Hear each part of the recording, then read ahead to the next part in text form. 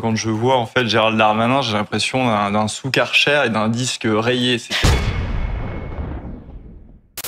Le repris de justice Nicolas Sarkozy, accessoirement ancien président de la République, sortira le 22 août un nouveau livre. Le temps des tempêtes.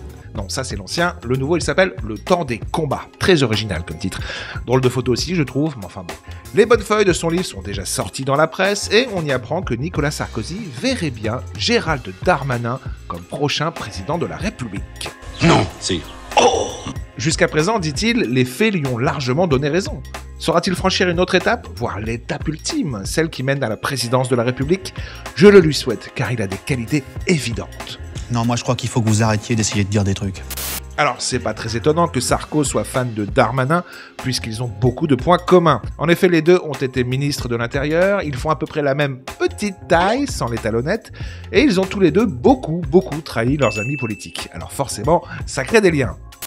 Bon, par contre, pour dresser un bilan et un portrait un peu plus crédible de Darmanin, on va plutôt s'écouter Charles-Henri Gallois, président du parti politique Génération Frexit. Je pense que c'est un peu plus proche de la réalité. Quand je vois en fait Gérald Darmanin, j'ai l'impression d'un sous-Karcher et d'un disque rayé. C'est-à-dire qu'il veut nous refaire le coup de Nicolas Sarkozy. Il dit en creux, je vais être le barrage à Marine Le Pen et je vais faire baisser le Rassemblement National comme Nicolas Sarkozy avait fait baisser le Front National.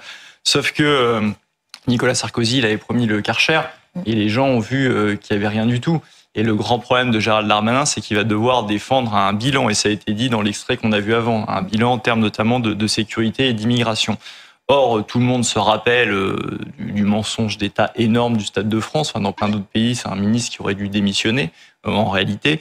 Et on regarde aussi les chiffres. J'en ai parlé au début de l'émission, les chiffres des agressions qui explosent en France, qui devient une sorte de France orange mécanique. Et sur les chiffres de l'immigration, il peut parler beaucoup. C'est-à-dire qu'on n'a jamais fait autant d'immigration en France que ces dernières années. On est à plus de 500 000 entrées légales par an. Donc ce bilan qui est très mauvais de mon point de vue au niveau sécurité et immigration, évidemment, il va le payer.